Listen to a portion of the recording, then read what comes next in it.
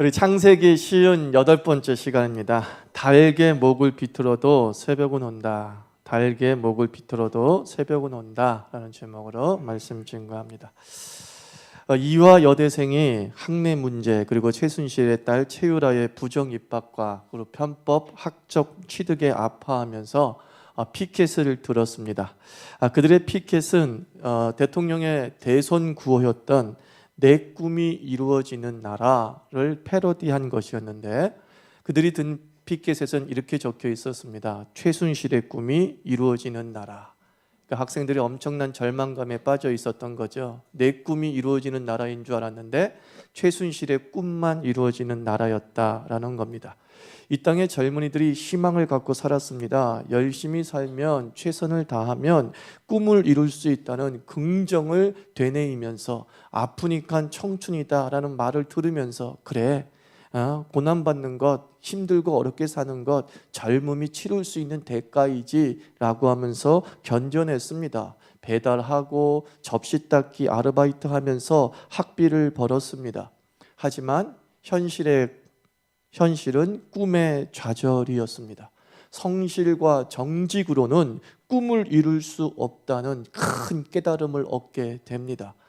세상이 꿈만으로 사는 것이 아니고, 세상이 성실만으로 사는 것이 아니고, 세상이 정직만으로 사는 것은 아니구나 라고 생각을 하게 되는 것이죠.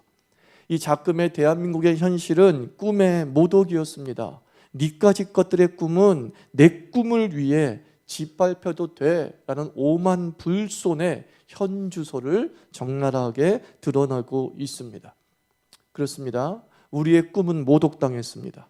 우리의 꿈은 방해받았습니다. 우리의 꿈은 무시당했습니다.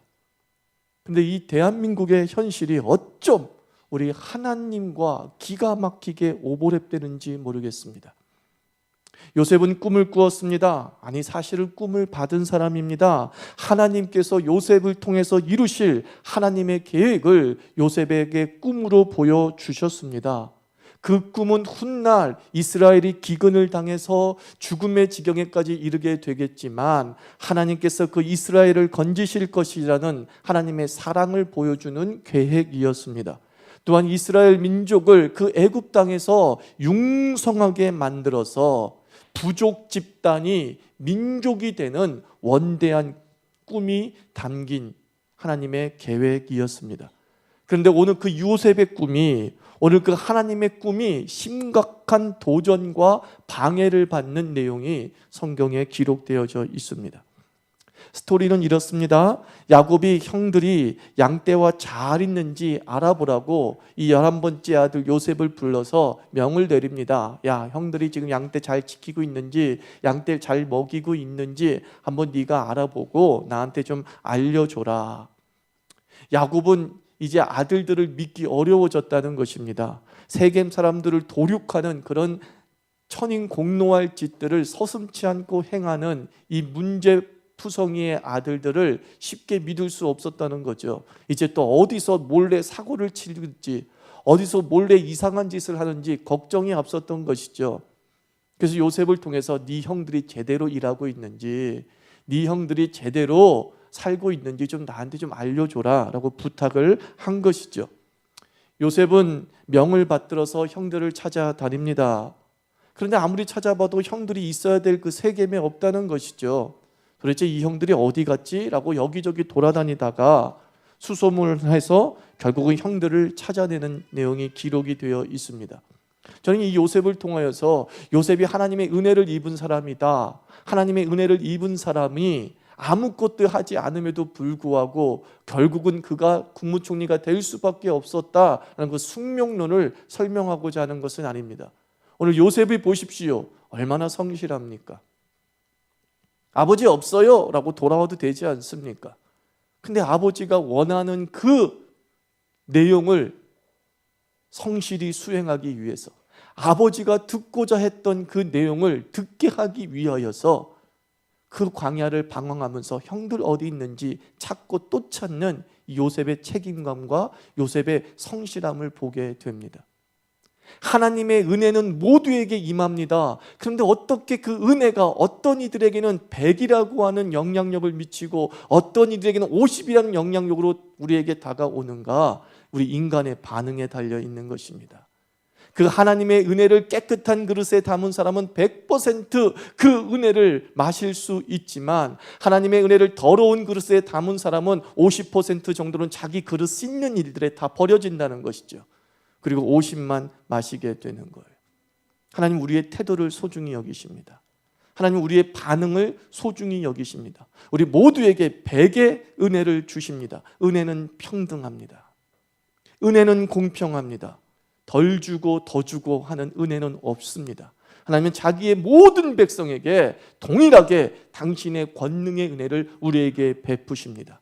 단지 우리가 그 그릇을 가지고서 더러운 것을 씻는 사람이 있는 반면에, 어떤 사람은 이미 깨끗하여서 그 100%의 물을 벌컥벌컥 들이마시면서 자신의 인생을 해결하게 되는 것이죠.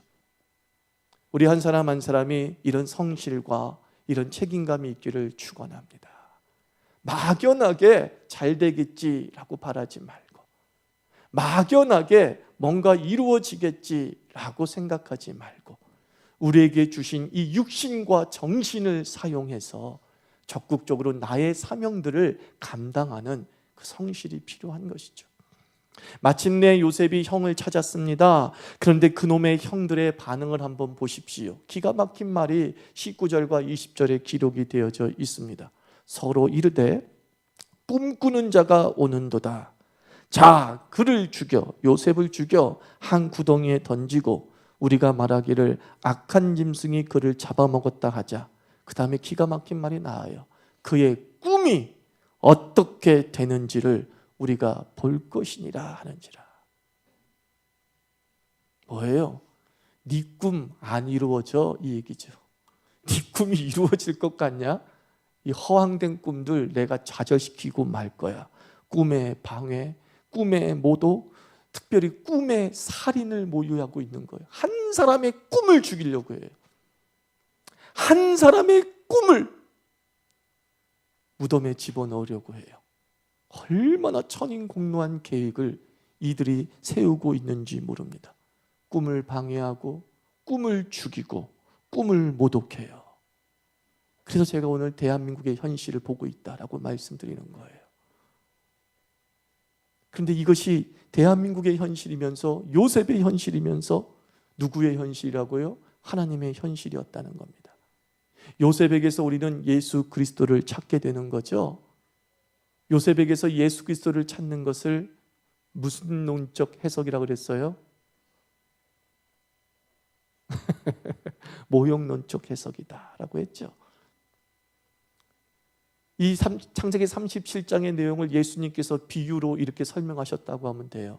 마태복음 21장에서 포도원 소작농의 비유죠. 우리 한글 성경엔 타이틀을 달아놓기를 포도원 농부의 비유라고 타이틀을 달아놨지만 정확하게 얘기하면 포도원 소작농의 비유입니다. 주인이 아름다운 포도원을 만들어 놓고 먼 곳으로 떠나게 되었습니다. 그래서 소작농들을 불러서 새를 주고서 이거 아름답게 잘 가꿔서 조금만 나한테 주고 너희들까지 이거 가지고 생활을 해라 라고 했습니다. 그리고 때가 돼서 이 주인이 종을 통해서 이제 소작비를 받으려고 했습니다. 그런데 이 농부들이 소작비 안 내겠다고 하면서 종을 때려서 돌려보냅니다. 참 포도원 주인이 착해요. 이거 보니까 한 명이 가니까 무시해서 그러는 모양이지 여러 명의 종들을 보냅니다. 그런데 이 소작농들이 여러 명의 종들 중에서 어떤 이들은 때리고 어떤 이들은 때려 죽여버립니다. 주인 무서워할 줄 모르는 거예요. 그래서 이 주인이 종들을 보내서 그런가 보지? 라고 하면서 이제 자기 아들을 직접 보냅니다. 그러자 이 소작농들이 어떻게 했어요? 요즘 젊은이들의 말에 의하면 겁대가리를 상실했어. 야, 우리가 종을 죽여도 종을 때려도 어떠한 보복이 없네? 그렇다고 한다면 저 주인 별것 아닌가 보다. 이 아들을 죽이면 이 포도는 완전히 우리의 것이 될 수 있다. 저 유산 상속자를 죽이면 이것은 이제 영구히 우리 땅이 될 수 있어. 그리고 그 아들을 때려 죽여서 내던졌더라 라고 기록이 되어져 있습니다. 주께서 말씀합니다. 이스라엘이야, 너희가 이들과 같도다 그랬어요. 포도원 주인은 하나님을 이야기하고 많은 종들은 선지자들을 이야기하고, 그리고 아들은 예수 그리스도이거든요. 예수 그리스도이거든요.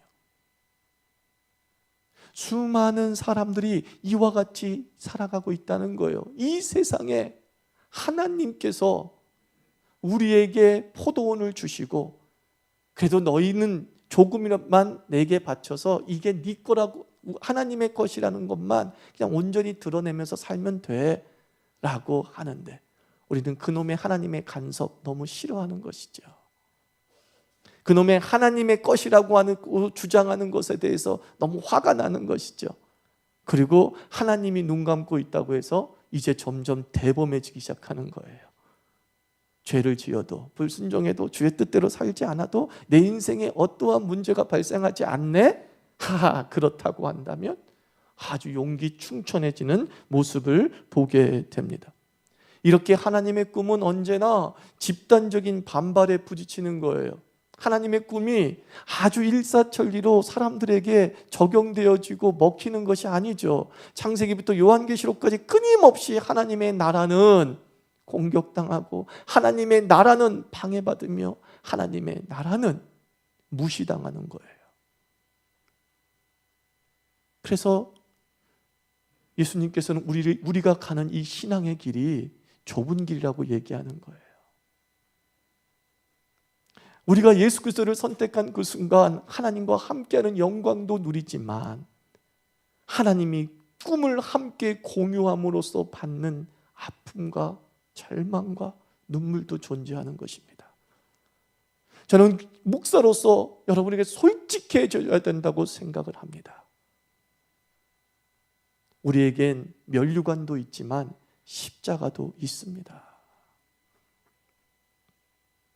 우리에겐 천국도 있지만 찢어지는 현실도 존재합니다. 신앙은 이 찢어지는 현실 앞에서 궁극의 천국의 이상을 부여잡고 내게 쓰여진 면류관을 바라보면서 예수님이 우리에게 부탁하신 것처럼 자기 십자가를 지고 주를 끝까지 쫓아가는 거예요. 꿈의 방해를 받고, 꿈의 모독을 받고, 심지어 꿈에 살인이라고 하는 끔찍한 일도 겪는다는 것을 알면서도 하나님과 함께 그 꿈을 향해서 힘차게 달려가는 것, 그게 그리스도인의 신앙의 길인 것이에요. 우리가 그렇게 살아갈 때에 이 땅에 하나님의 꿈들이 많은 사람에게 혜택으로 돌아가게 되는 것이죠. 꿈을 공유하고 그 꿈을 함께 짊어지고 걸어가는 사람들을 통하여서 하나님은 꿈을 모독하고 꿈을 무시하고, 아니 나처럼 꿈의 좌절을 겪은 이들에게 아니 너의 꿈은 다시 성취될 수 있어 라고 하는 세상을 선물해 줄 수 있는 것이죠. 사랑하는 성도 여러분, 그리스도인으로 산다는 것은 내 꿈을 이루기 위해서 사는 것이 아니라 하나님의 꿈을 이루기 위해서 사는 것이죠. 근데 그 하나님의 꿈이 결국 우리의 꿈을 이루어지는 세상을 선물한다는 거예요. 내 꿈이 성취됨으로 말미암아 다른 이들의 꿈도 성취되어지는 것, 이게 그리스도인의 영향력이에요. 부정부패가 왜 나쁜 겁니까? 내 꿈만 이루기 때문에 부정부패가 나쁜 거예요.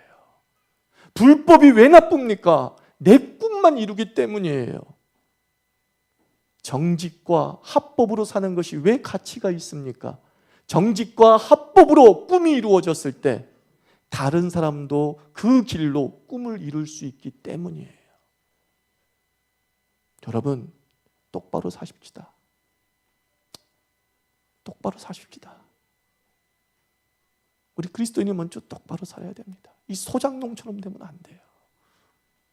주께서 엄청나게 많은 기회를 주었는데 바른 진리를 선포하고 정당한 세금을 요구하는 선지자들을 죽이고 종들을 죽여버리고 불법으로 이 모든 것을 내 것으로 만들려고 하는, 자기 꿈만 생각하는 이 포도원의 소작농들. 하나님이 너무나 안타까우신 것이죠. 그래서 이 비유 뒤에 예수님이 또 뭐라고 말씀합니까? 장차 주인이 돌아와서 이 소작농들을 어찌하겠느냐? 그 묻은 것을 빼앗아 다른 이들에게 주지 않겠느냐? 이스라엘아, 너희가 이와 같도다. 사랑하는 성도 여러분, 주께서 받은 그 은혜들을 우리가 온전하게 반응하지 못할 때 빼앗길 수 있는 것이죠. 지금은 막 잘 먹고 잘 사는 것처럼 보이잖아요. 근데 우리가 나이가 들면서 느끼는 게 뭐죠? 여러분, 어리면 어릴수록 말이죠, 이 인과응보에 대해서 부정적이에요. 나이가 어리면 어릴수록. 왜냐하면 자기가 본 것은 1년밖에 안 되고 2년밖에 안 됐거든요. 근데 나이가 들면 들수록, 저도 이제 지천명에 이르게 되니까 하나님은 반드시 죄를 보응하신다 확신하게 됩니다. 주의 뜻대로 살지 않는, 특별히 예수 믿는 자 중에서 주의 뜻대로 살지 않는 크리스찬들은 반드시 보응받습니다. 그 있는 것 빼앗기더라고요. 아, 정말 하나님은 살아계시는구나. 내가 만약에 200년, 300년을 살게 된다면 더더욱 하나님이 살아계심을 확신할 수 있습니다. 주의 말씀은 반드시 이루어진다는 것을 저는 확신할 수 있습니다. 50만 살아도 하나님의 섭리와 하나님의 뜻이 이 땅에 이루어지는 것을 눈으로 보는데, 더 오래 산다면 더 확실하게 볼 수 있는 거예요. 더 오래 산다면 하나님이 그의 백성, 온전히 살고자 하는 백성을 결코 버려두시지 않는다는 것을 아는 거죠. 세상은 성실과 정직이 통하지 아니하지만 네가 그럼에도 불구하고 내 앞에서 하나님의 뜻에 대한 성실과 정직을 지켜냈으니 내가 갚아주리라. 그 성경의 말씀 내 삶에 이루어질 줄 믿습니다. 우리 눈에 보게 될 줄 믿습니다. 그러므로 여러분들, 짧은 안목으로, 몇 년 살지 않은 안목으로 하나님의 큰 그림에 대해서 원망하지 마십시오.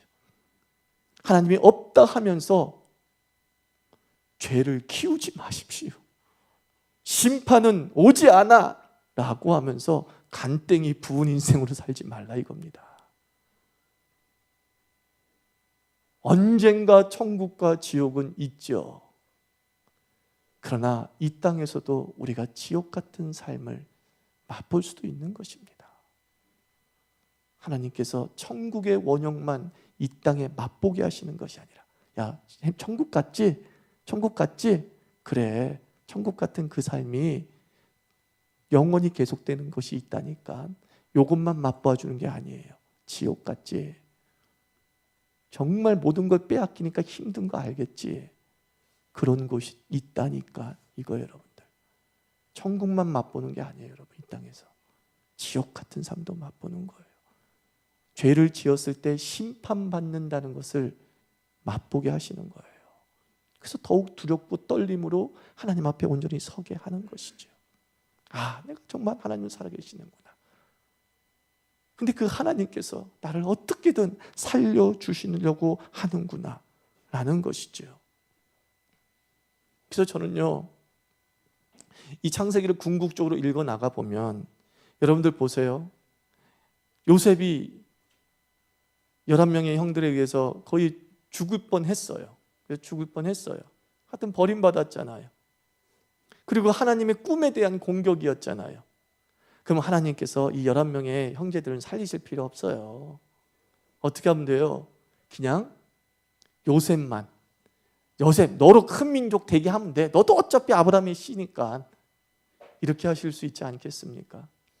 그런데 우리가 창세기를 계속 읽어보면 하나님은 끝내 하나님의 꿈을 공격하고 하나님의 꿈을 모독한 사람을 어떻게 해요? 살려요. 살리시는데 어떻게 살리시냐, 이게 중요해요. 여러분들, 여러분 다 구원 받습니다. 믿습니까? 구원 받습니다. 여러분들, 죄를 지어도 구원 받습니다. 이 땅에 하나님이 뜻대로 살지 않아도 여러분 구원 받습니다. 예수 그리스도를 믿는 믿음이 너무 확실한 게 분명하다면, 그게 진심으로 확신이 분명하다면. 그런데 문제는 뭐예요? 부끄럽게 살아요. 그 요셉의 11명의 형제들이 어떻게 했어요? 요셉 앞에 고개를 숙이더라. 그래서 뭐예요? 나 좀 살려줘 이러잖아요. 나를 죽이지 마라고 하잖아요. 부끄러움이죠. 수치죠. 그렇게 위세당당했던 사람들이 어느 날 하나님의 뜻대로 온전히 살아가는 사람 앞에 수치를 당하는 거예요. 부끄러움을 당하는 거예요. 참 하나님은 희한해요. 저는 요한복음 여기 시편 23편이 또 놀라운 말씀이라고 몇 번 말씀을 드렸죠. 그 시편 23편에서 하나님이 자기 백성을 높이실 때 어떻게 높이시는가? 하나님은 자기 백성을 높이실 때 말이죠, 죽이는 방법으로 높이시질 않아요. 즉 원수가 있어, 그럼 원수를 싹 죽여버려. 그렇게 하지 않더라고요. 다윗은 고백합니다. 하나님이 원수의 목전에서 내게 상을 베푸신다 이렇게 얘기해요. 원수는 여전히 존재해요. 원수가 3급 공무원, 4급 공무원이야. 그대로 3급, 4급으로 걔네는 있어. 근데 어느 날 하나님은 내 원수를 앞에서 나를 1급으로 만드셨다. 그런 뜻이에요. 시편 23편의 내용이. 나를 높이시는 거예요. 상대적으로 높이시는 것이 아니라 나를 절대적으로 높이시는 거예요. 남을 죽여서 나를 높이시는 것이 아니라 남을 살려놓고 나보다 더 높게 만드시는 거예요. 그래서 여러분들 구원에 있어서는 차별이 없는데 이 땅에서 하나님의 현실적 은총에 있어서는 차별이 있는 이유가 여기에 있어요. 하나님은 이 땅에서 주의 뜻대로 살고자 하는 하나님의 백성을 10명이 있으면 10명을 반드시 높이시는 거예요. 하나님의 뜻대로 살지 않는 주의 백성을 죽이고 지옥 보내는 게 아니에요. 그래, 너도 나의 백성이야. 너도 내 자녀야. 하나님의 자녀로 살아라. 천국에서 보자. 이건 다 누구의 동일해요. 근데 하나님께서는 하나님의 뜻대로 살지 못한 자들에게 깨우치게 하시기 위해서 궁극적으로 하나님의 뜻대로 사는 자를 높이시는 거예요. 그래서 저는 이런 찬송이 너무 좋아요. 최후 승리를 얻기까지. 마지막에 이기는 자가 이기는 자입니다. 아무리 마라톤의 인생 중간까지 1등으로 달려도 의미 없어요. 뭐예요? 결승선에 1등으로 들어오는 자가 1등이에요. 우리가 그것을 바라보면서 세상의 헛된 것들을 쥐어잡은 사람을 부러워하지 맙시다. 세상의 헛된 것들을 헛된 방법으로 이루어 나가는 사람들을 부러워하지 맙시다. 정직과 성실이 통하지 않는 이 사회 속에서 에라이 나도 저 인간처럼 살아갈 거야 라고 하면서 하나님의 꿈을 포기하지 맙시다. 궁극적으로 승리하게 되어 있어요. 오늘 보십시오. 저들이 요셉을 죽이려고 했으나 하나님이 개입하시어서 죽이지 않게 하시고, 또 하나님이 개입하시어서 때마침 대상들이 지나가게 하시고, 이런 신묘막측한 하나님의 섭리가 요셉에게 있을 줄 누가 상상이나 했겠습니까? 당장은 내가 깨달지 못하나 우리가 하나님의 꿈을 가지고 있는 것이 분명하다고 한다면 하나님은 상상하지 못할 방법으로 나를 기가 막힐 구덩이에서 건지실 줄 믿습니다. 하나님이 나를 기가 막힐 사람을 만나게 하실 줄 믿습니다. 그리고 그 꿈을 나를 통해서 이루실 것입니다. 마지막에 네가 내 꿈을 이루었다. 그리고 우리 자녀에게 얘기합니다. 아빠는 꿈을 이룬 사람이란다. 아빠는 하나님의 꿈을 이룬 사람이란다 라고 말할 수 있다면 우리 이 땅에서 잘 산 것 아니겠습니까? 대한민국 안타깝죠. 대한민국을 위해서 잘 됐으면 좋겠죠. 대한민국이 잘 되는 방법은 우리가 먼저 하나님의 꿈을 가지고 살아가는 거예요. 꿈을 모독하고 꿈을 방해하고 꿈을 죽이려는 세력 앞에서 포기하지 아니하고 나는 이 방법으로 하나님의 뜻대로 살아볼 거야. 두 손 불끈 쥐어보십시오. 책임감과 성실함으로 두 손 불끈 한번 지어 보십시오. 마지막에 웃는 자가 진짜 웃는 자입니다. 마지막에 웃는 자가 진짜 승리자입니다. 그리고 여러분들은 훗날 와, 우리 대한민국 되게 좋은 나라다, 아빠 우리나라 너무 좋아 라고 자녀들이 말한다면 잘 산 겁니다. 그러나 만약 우리 자녀들이 나 이 대한민국 너무 싫어, 살고 싶지 않아, 그러면은 내가 못 산 거라 생각하면 돼요. 아버지가 못 살았다, 아버지가 성실하게 못 살았다, 내가 이 땅을, 이 나라를 너한테 물려주려고 이러려고 내가 대한민국 국민 됐나 싶다 라고 하는 자괴감이 없기를 간절히 바라면서, 오늘 이후로부터 우리가 이 대한민국을 위해서 더 크리스찬답게 살아가고 내 꿈을 이루는 것이 아니라 하나님의 꿈을 이루므로 우리의 꿈을 이룰 줄 아는 사회를 이 땅에 선물하는 귀한 크리스찬 되기를 주의 이름으로 축원합니다.